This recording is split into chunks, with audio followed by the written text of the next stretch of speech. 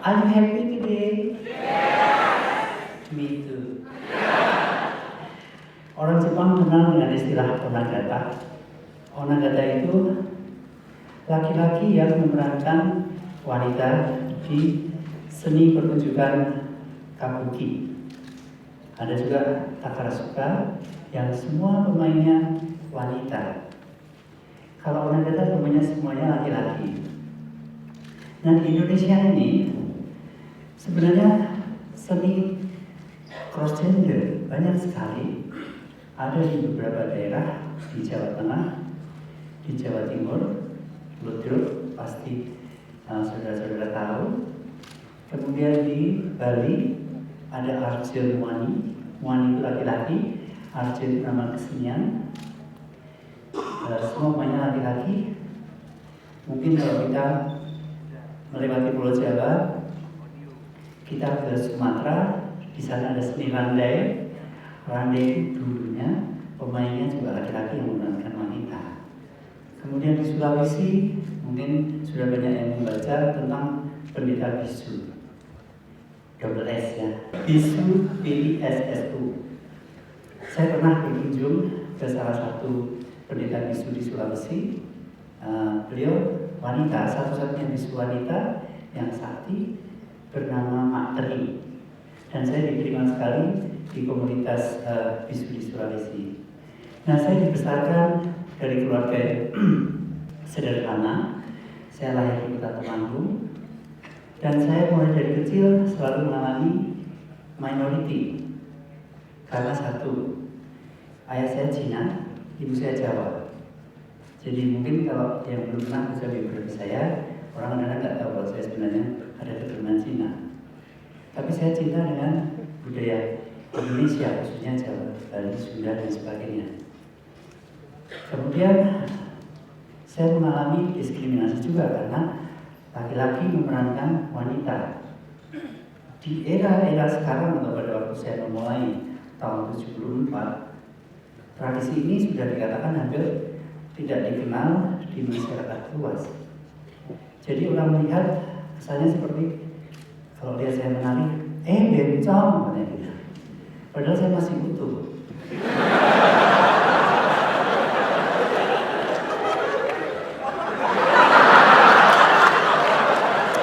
Maksudnya saya masih beroperasi gitu. Saya memang dilahirkan sebagai laki-laki lengkap dengan segala baretnya. Mempunyai pedang panjang, gitu kan? Tapi karena tradisi saya menekuni dunia wanita sebagai penari cross gender, sehingga saya tampil kadang-kadang feminin. Dan saya senang dengan sesuatu yang berbau komedi, karena memang kita itu kalau kita bisa melihat bahwa kehidupan ini lucu kadang-kadang. Mungkin nggak usah saya cerita yang lebar, kalau kita lihat situasi politik Indonesia pun lucu kan, banyak acting, banyak aktor-aktor, termasuk saya. Tapi saya acting mencari duit untuk sesuap nasi. Kalau yang lainnya, I don't know. Jadi, maaf saya terpaksa cerita bahwa saya itu mengalami diskriminasi dari kecil. Keturunan Cina, Kristen, kayak Banci.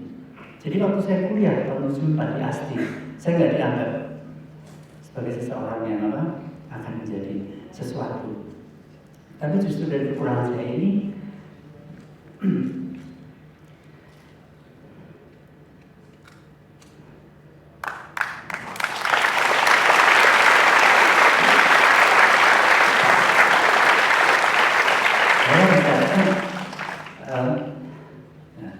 berhasil dan bisa berada di tengah-tengah saudara. Semua itu karena saya yakin, saya selalu meyakini bahasa kasih, bahwa di dalam kasih, apalagi kasih Tuhan, kita tidak ada perbedaan, karena di dalam Tuhan semuanya sama. Kalau kita bicara dengan kasih, maka gender kemudian tidak penting, agama tidak penting, kamu bangsa apa tidak penting, suku apa tidak penting, karena di mana Tuhan semuanya sama satu. Betul saudara?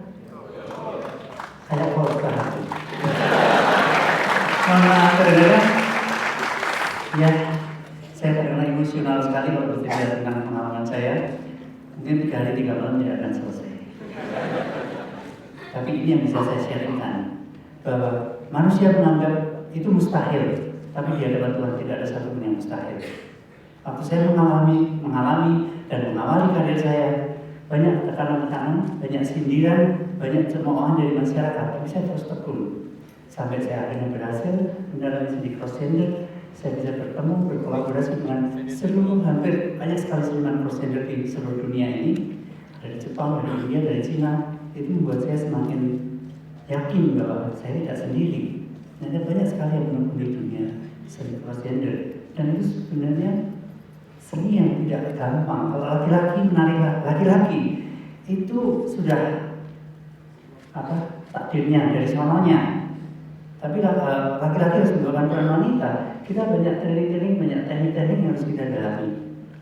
Saya bisa mengutip dari kata-kata Mas Putu Wijaya.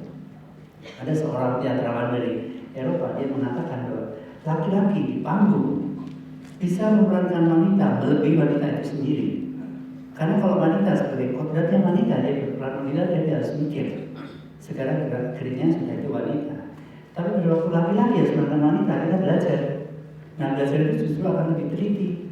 Wanita bagaimana harus duduk, bagaimana harus berjalan, bagaimana wanita yang halus, yang lembut, yang ningrat kerunan tinggi, bagaimana wanita yang kebanyakan, yang biasa ya jalannya begini misalnya. Itu karakter ya. Jadi itu harus belajar. Tidak mungkin kalau wanita kemudian memang ada wanita tomboy ya. Tapi kalau kemudian wanita genit dan sebagaimana itu semuanya ilmu sebenarnya yang tidak gampang dipelajari oleh seorang laki-laki. Nah, itulah kurang lebih yang bisa saya sharingkan. Kalau boleh saya mau membawakan sebuah lagu. Saya juga kadang-kadang menyanyi untuk mencari sesuap nasi.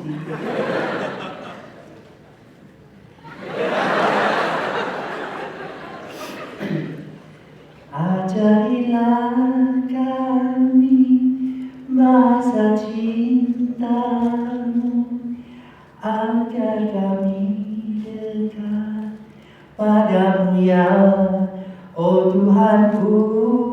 Ajarilah kami bahasa cintamu, agar kami dekat padamu.